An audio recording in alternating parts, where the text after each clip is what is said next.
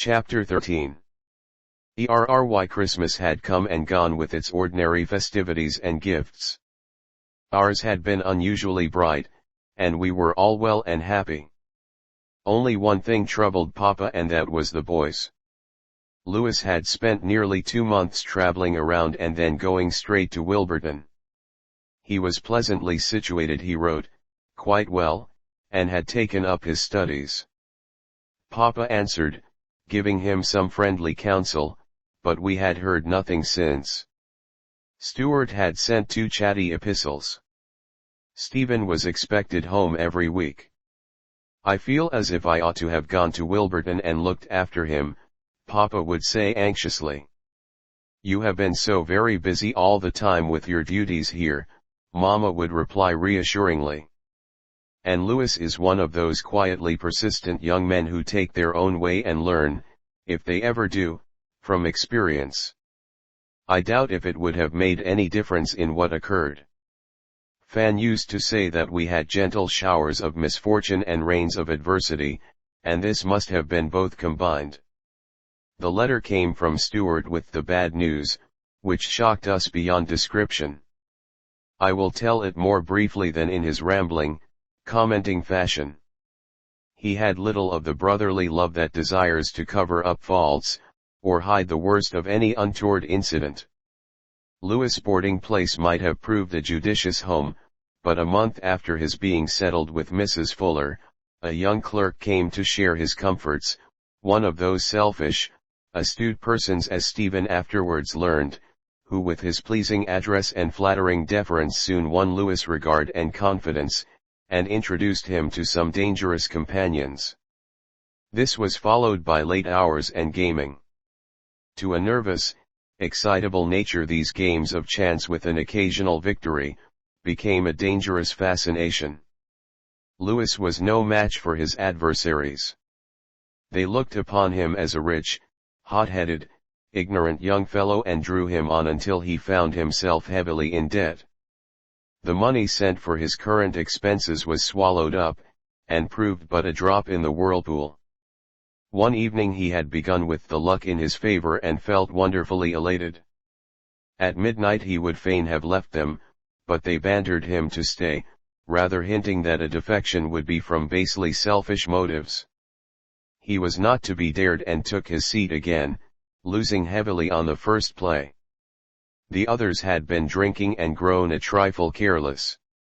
He was watching with eager, restless eyes and detected to his surprise, a play so unusual that it brought an instant conviction to his mind that even his trusted friend might be in league against him. He mastered his indignation and went steadily on, every sense alert with suspicion. Presently the trick was repeated, his opponent winning triumphantly.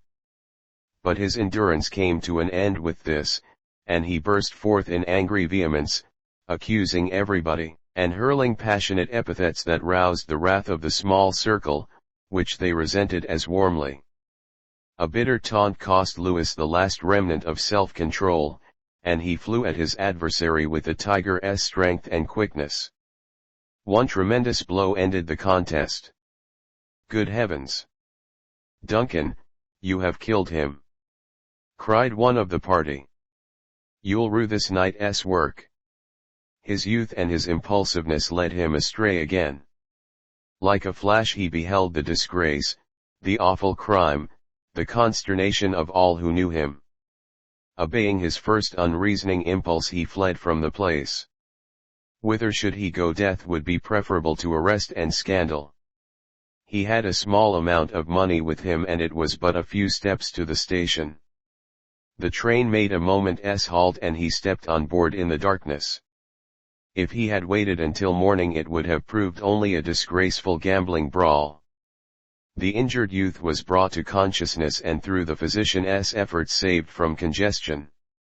A few days' illness would be the result to him, but the story spread like wildfire, exaggerated in every respect. This was the account that came from Stuart. Papa was horror-stricken at the first moment. He buried his face in his hands and gave the letter to Mother. "Poor boy," she said tenderly. His unfortunate temper, his distrust of those who would have proved his best friends, and his credulity in other respects, have made him an easy victim.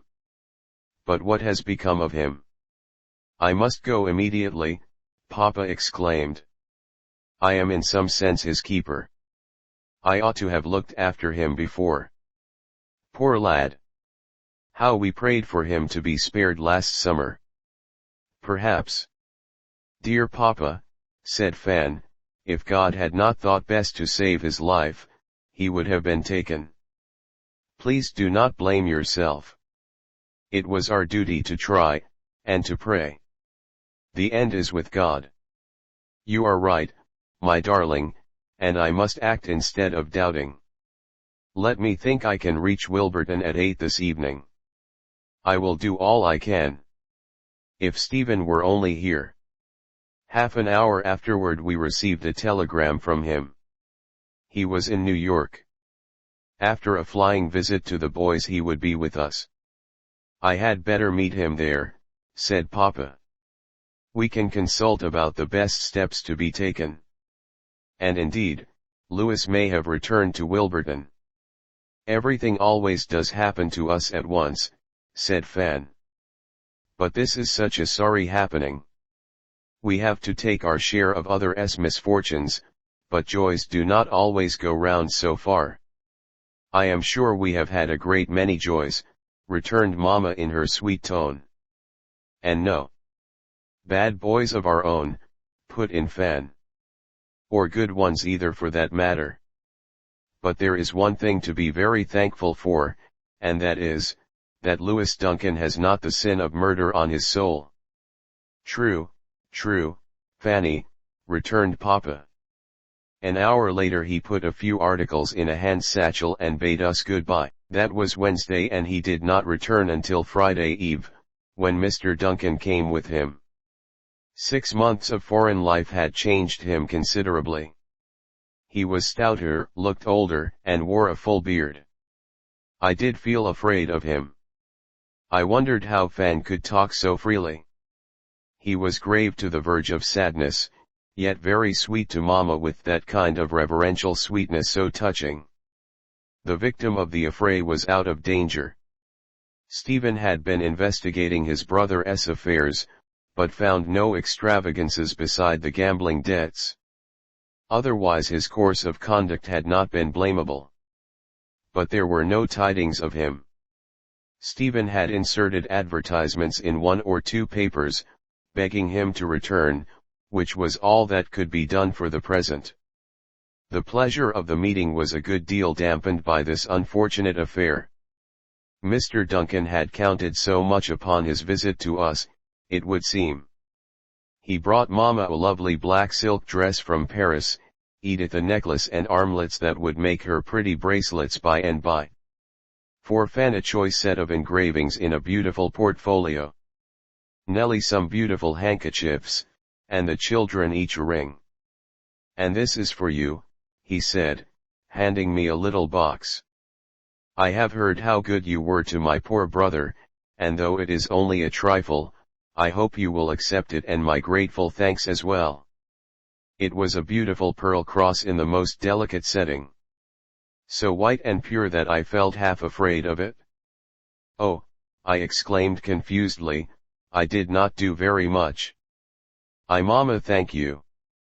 And I turned away from his peculiar look. I feel as if I had brought a great deal of trouble upon you all, but I will have no blame attached to anyone, least of all you, Mr. Endicott. I know you have done your duty like a Christian gentleman, like a father, indeed. It is the poor boy's misfortune that he is so self-willed and ungovernable, and I must try, if God spares me, to reclaim him. I was wrong not to begin earlier. If I can be of any assistance command me to the utmost, and Papa wrung Stephen's hand. It is my duty to search for the lost souls and point out the way of repentance. I do feel that I have been sadly remiss. That evening at twilight I was standing at the study window glancing dreamily over the snowy road, when I heard a step beside me. I felt immediately who it was. "I believe I owe you an apology," he began in a low tone. "You were disappointed in your gift, and I do not wonder. I ought not to have bought you a cross.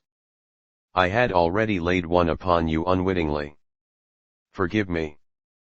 "It was too elegant," I returned. "That was its only fault, if it had one. I was obliged for the kind remembrance." "But you will not like to wear it?" I was silent. I could not tell why, but I should not want to wear it. "I never have had such a costly article," I faltered. "Well, put it away, out of sight. I seem to be unlucky with you." His tone was almost impatient. He did not go away, and I remained awkwardly by his side. Did some evil genius tempt me to say, "I think you feel too hard and severe towards Louis. You don't know what it is to have such a temper."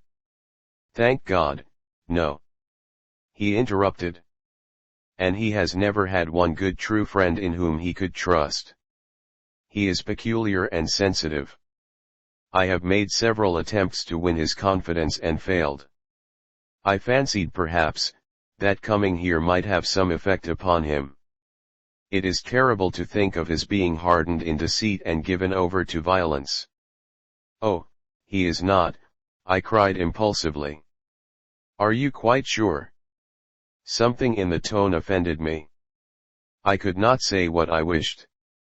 "At least you will forgive him if he comes back." "I can assure you he will not find me unbrotherly. But he must learn that he is not quite his own master." Nellie ran in. I was glad to go away and leave him. And yet, as we were all singing together that evening, something in his voice touched me, moved me to tears. How tender he could be, and yet how stern. I told Mama afterward of the talks Louis and I had had. So far I had held them in peculiar confidence. She was a little encouraged, and we tried to hope for the best. Stephen spent nearly a week with us. He and Fan and Nellie agreed capitally. We went over to the Churchills, and the ladies were charmed with him. But he seemed so much older to me than Dick Fairley, and several of the young villagers. He took great pleasure in planning with Mama. The estate owned a rather old-fashioned house in the upper part of the city, which he meant to repair and furnish, and set up housekeeping. If he could find some nice, cheerful, refined woman to take charge. "Did we know of anybody?" Exclaimed Fan, "Mrs. Whitcomb. It will be just magnificent. Only she shall not come unless you promise her, let me see, 3 vacations a year, to visit us. A month at a time. About that. We have the first claim. She can do everything and is a lovely lady beside. And she is pretty too. That is certainly in her favor," and he laughed mischievously. "Could we find this paragon?" "She is at Oxford. If you were to invite me to go sleigh riding, we might," said Fan demurely. "Fanny." In Mama's gentle tone.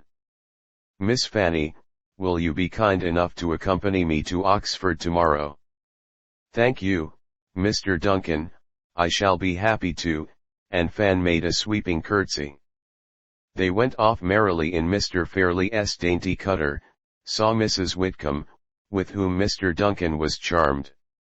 She promised to consider the matter. We missed him ever so much when he was gone. Fan seemed odd and restless.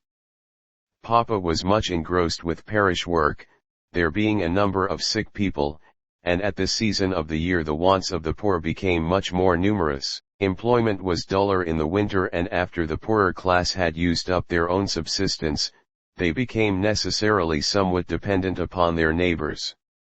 So Papa used to try and interest the richer ones in their behalf. The season had been a pretty severe one.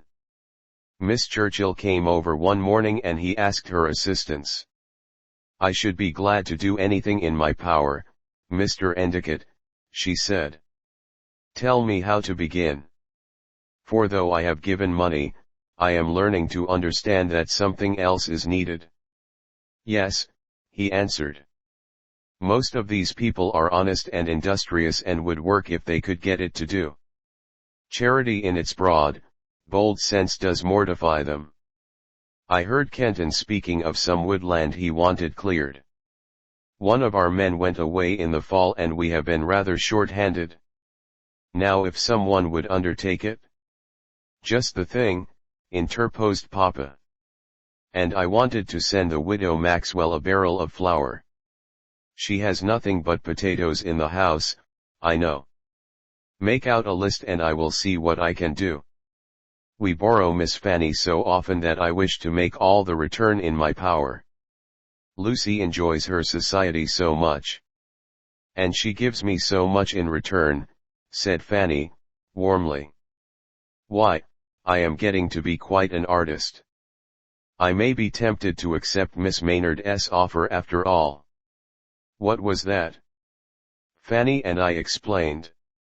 I suppose it is a temptation for a young girl to wish to distinguish herself. And yet you are all so happy here that I should be sorry to see a break. There will be none yet a while, replied Mama. I want my girls to learn some useful home lessons first. I do not know but there is as high and worthy an art in managing and saving and in making happiness as in earning money. I think you are right, Mrs. Endicott. While I admit the necessity of every woman knowing something whereby she can support herself, I sometimes wonder if the reformers are not carrying the matter too far. Girls are painters and poets and shopkeepers and teachers. When they marry, housework is distasteful to them. They do not know how to cook a dinner or make a dress, they cannot carry on a household in a pleasant, agreeable manner. They must board or depend upon servants. There is nothing but complaint and discouragement. They may be valuable members of society, but their time is too precious to be wasted upon real living. Every year homes become more rare.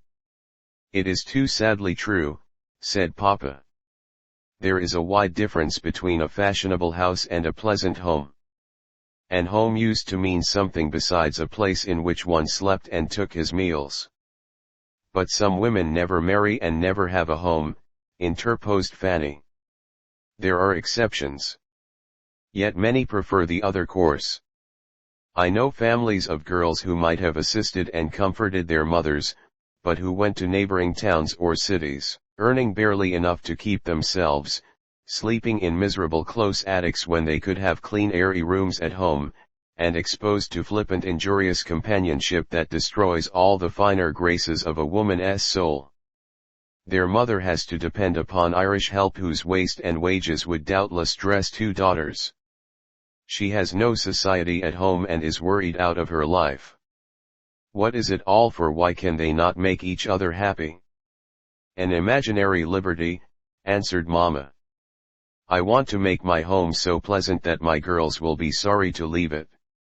I hope to instruct them in such a manner that they will be able to make other happy homes, and then I shall have no fear for them. And when 7 daughters rise up and call you blessed, you will be overwhelmed, little mother, returned Fan, clasping her arms around Mama's neck.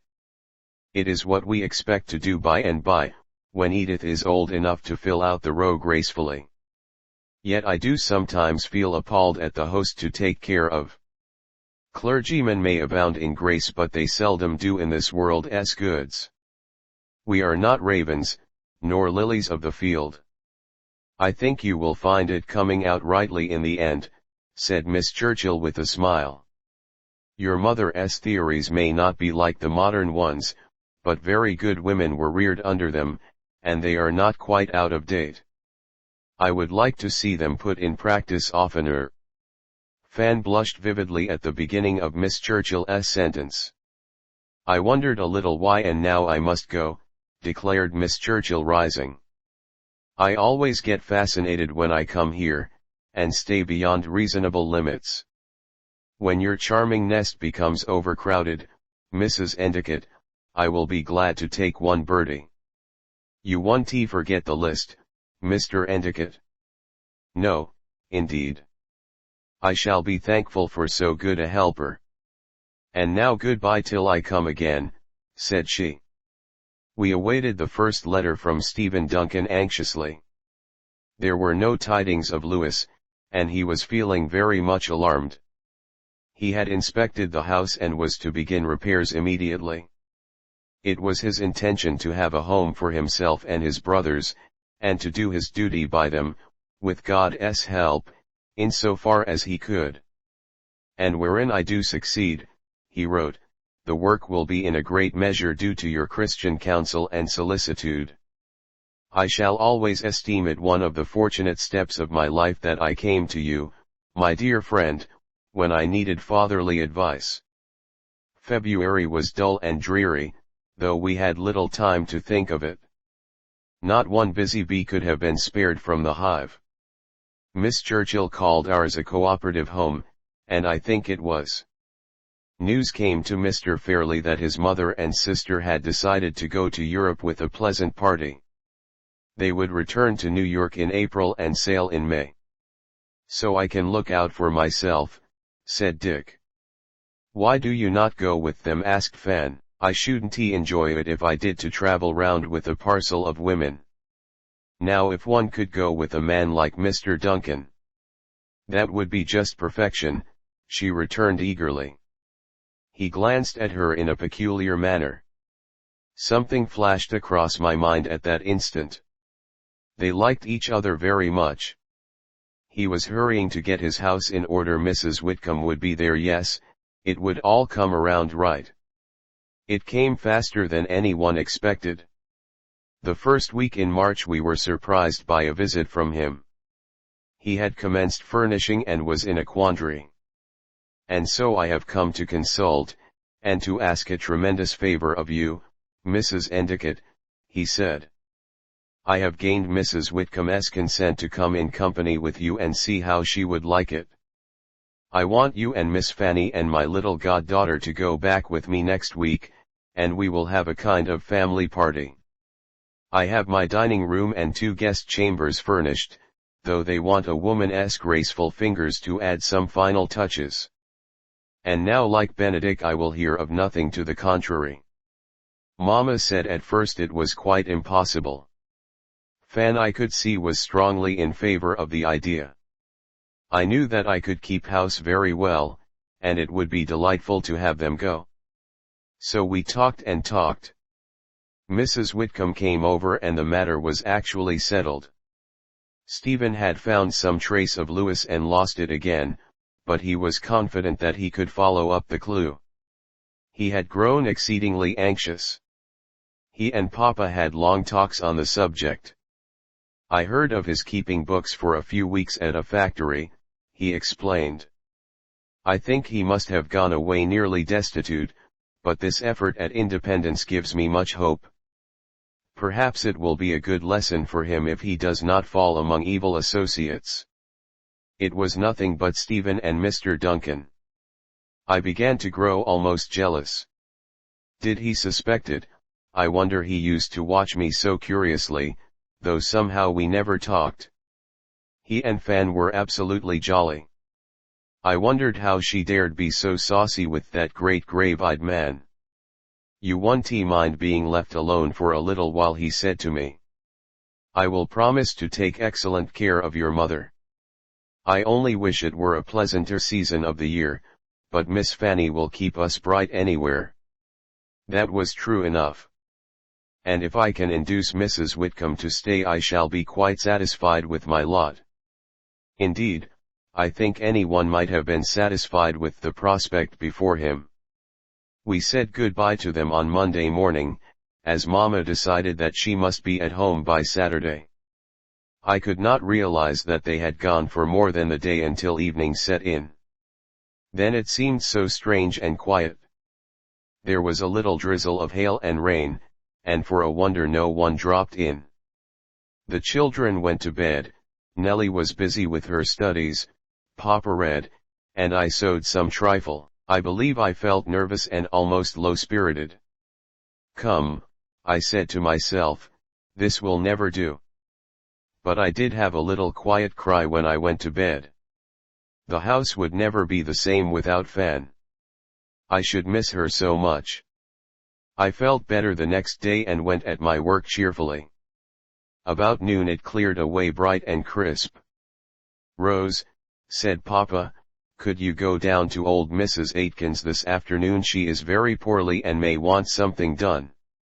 "Yes," I answered quickly. I would give moping no place to settle itself today. Mrs. Elston came in after dinner and stayed quite a while, to cheer me up.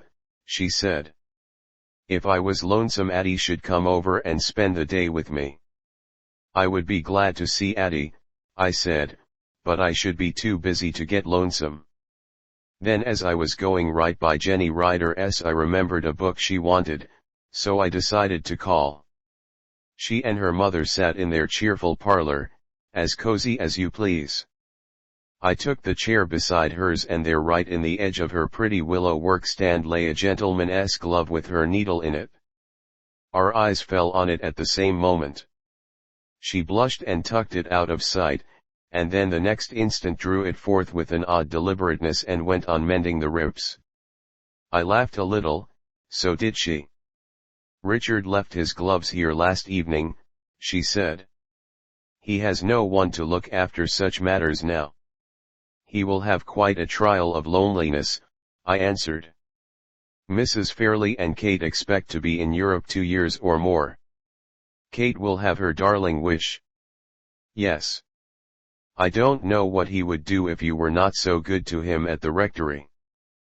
"But we do not mend his gloves," I said teasingly. "Oh, that is nothing," but she blushed again. There was a vase of choice flowers on one window sill, and I went to inspect it. "Why, I did not know you had an azalea," I exclaimed in surprise. "I have not. They. Mr. Fairley brought them over," said Mrs. Ryder gravely. "He comforts himself with flowers and birds and kittens. Harmless dissipation for a young man." I felt mischievous enough to add "and Jenny," but delicacy forbade me. But I was pleased. If ever anybody deserved a good husband, it was Jenny Ryder. Then I went on to Mrs. Aitken's. She kept me until dusk. I was hurrying home in the cold March twilight and had just passed the church when someone from across the street paused and eyed me sharply. It was not a familiar face, I thought, and went on. The person came over, which made me quicken my steps. "Miss Rose," a voice said huskily, "Miss Endicott." I turned and stood an instant, speechless with surprise. When I could get my breath, I held out both hands and said, "Oh, Louis Duncan. Then you don't quite hate the sight of me." Meeting of Rose and Louis Duncan. Page 272. "If you only knew," I answered eagerly, "if you could know how anxious everyone has felt, and how thankful we all are that you are alive. Oh, come home with me." "Thankful? I had better be dead." "But I am not." He was very thin and pale, and had a worn, tired look. My heart ached for him.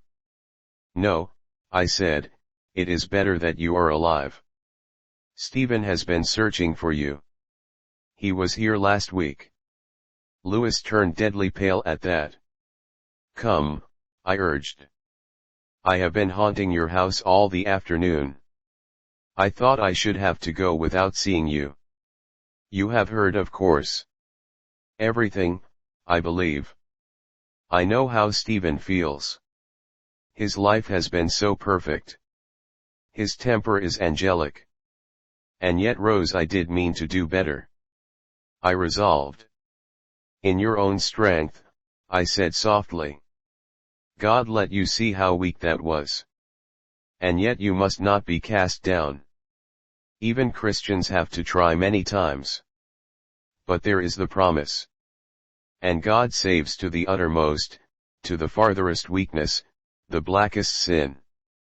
I was so angry. I just understood how they had been cheating me all along, and what a fool I had been. They added taunts and insults. I struck out blindly and madly, not caring. Was it God who saved me from the commission of an awful crime? I fled thinking myself a murderer. I hid in lanes and byways for 3 miserable days, knowing how Cain felt when he said his punishment was greater than he could bear. If Kelsey had died, I think I should have thrown myself into the river. Then I saw in a paper that he had been only temporarily injured. The affair was headed a gambling brawl, and even though I felt relieved, the disgrace stung me so keenly. But it has been forgotten by this time. And Stephen means that you shall stay with him for some months at least. You can redeem all the past. Oh, try. I pleaded earnestly. Tell me about Stephen, he said tremulously. I went briefly over the incidents of his return, but I did lay great stress upon Stephen's anxiety, his willingness to forgive the past, for I knew he would be less severe now than a month ago. I pictured the home, and the pleasure there might be for both in it. And your sister is there, he replied in an odd tone of voice that was more comment than inquiry. Yes. Did he guess? Oh, I said, it may be, perhaps it is wrong for me to hint it, but he likes her very much. Yes, this time almost harshly. I understand. She is pretty and bright, and good, but I wish it were you instead. I thought you liked him. You used to take his part. Oh, Rose, if you were to be there, I believe I should go. If you were my sister, you might save me. You are so sweet, so patient, you know so many tender ways. Why, I should be your sister then, I said, trembling in shame and confusion, for what, I hardly knew. You are so different from most people. I think Stephen would be gentler with you. Hush, he knows best. Come home with me and talk to Papa. What have you been doing all this while? Earning my living for a change, and he laughed bitterly. I can go west. Not that I mean to relinquish my fortune, but since I have disgraced them all. No, no, I rejoined firmly. You must not go. What then? Return to Stephen directly. Redeem the past with a brave, true, upright manhood. You can do it. I do not believe you will ever be tempted in that way again. You are right there. If you could know how I have governed myself during the past 2 months. I feel as if half my temper was gone since that awful night. But to go back to humble myself to him. Have you not hurt his pride cruelly? I said. Louis was silent. Oh, please do go for my sake, I entreated. Let Papa. No, hoarsely. I couldn't talk to anyone but you. I was wild to see you. I wanted to know what you thought if I was past redemption. No, you are not. You do not understand how some of these very faults may be transformed into virtues. Is it not braver to struggle than to give up like a coward in despair? I never was cowardly. Prove your bravery by going to Stephen. Start anew. God will give you strength and grace. I know you can succeed. He glanced at me long and earnestly. There was a strange wistfulness in his face that touched me. Promise. I took his cold hand in mine. No, I cannot quite. I must think of it. And I must go, also, I have kept you too long in the cold. But where are you going? I shall take the train at 7, evasively. I pleaded again, warmly, earnestly. I fancied that I saw tears in his eyes, but he would not promise me positively. We said a lingering goodbye in the starlight. I felt assured that he must come to a better sense of the matter. Then I hurried home. They were through supper. Papa was putting on his overcoat. I was just coming for you. Why, how excited you look. Is Mrs. Aitken worse? No, I have been walking rapidly. Let me pour your tea, began Nellie. I was head of the table, and felt quite grand. I tried to be composed. I had promised not to say a word about the meeting, but it seemed strange to have such an important secret in my keeping. Before I went to bed that night I wrote to Stephen. I never could remember what I said, for I sealed the letter without reading it over, and sent it when Nellie went to school. But I begged him to be patient and merciful to Louis. Nothing else of importance happened in my week of housekeeping. Thursday evening we received a letter from Fan that was sketchy and funny and incoherent. I felt that she must really be in love. How strangely the links of life join, I said to myself. We were glad enough to get them home on Saturday afternoon. Edith had a slight cold, but Fan was bright and rosy and glowing in her descriptions. She had never had such fun in her life. They had bought carpets, furniture, pictures, ornaments. The Duncan family silver was wonderful to behold, and the house delightful, just old-fashioned enough not to be grand.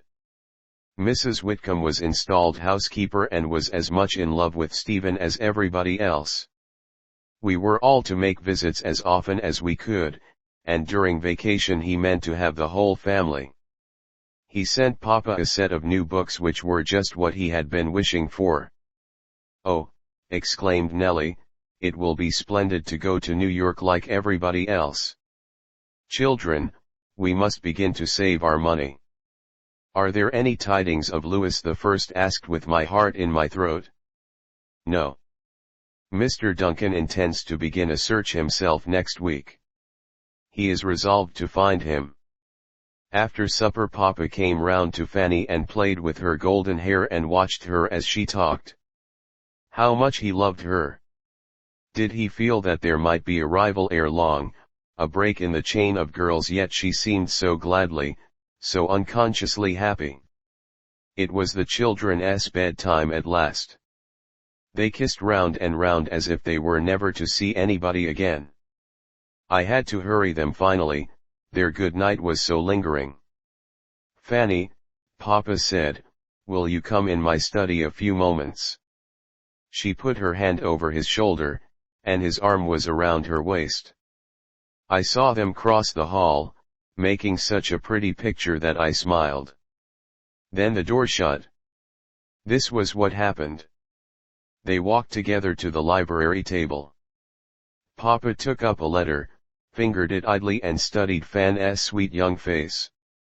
"I did not mean to speak of this until Monday," he began, "but I have a feeling that it may be best finished at once. I received a letter a few days ago in which there was an enclosure for you. This." He took out a folded paper and handed it to her. She opened it wonderingly. Out fell a faded rose with 2 or 3 buds. She gave a low cry and hid her face on Papa's shoulder. He smoothed the golden hair and presently said in a tremulous tone, "Will you read my letter? I should like to have you." She raised her scarlet face, still keeping her eyes averted. It was some seconds before she could begin to distinguish the words.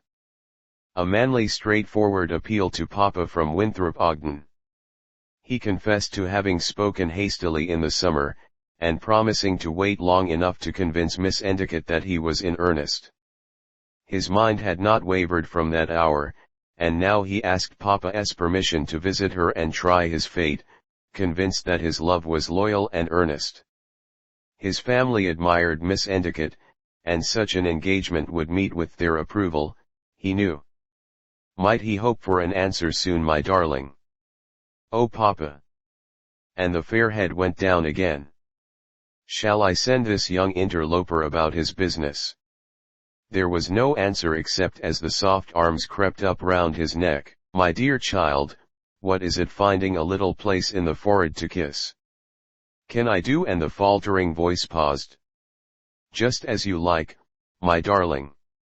While I should be sorry to give you to another," and there was a pathetic little break in the voice, "still the young man is unexceptionable. I believe the Chichils would welcome you warmly. And marrying and being given in marriage is the way of the world. Then Papa, and the remainder of the answer was a long, tender kiss. I thought perhaps Stephen Duncan. Oh, Papa, he doesn't love me in that way.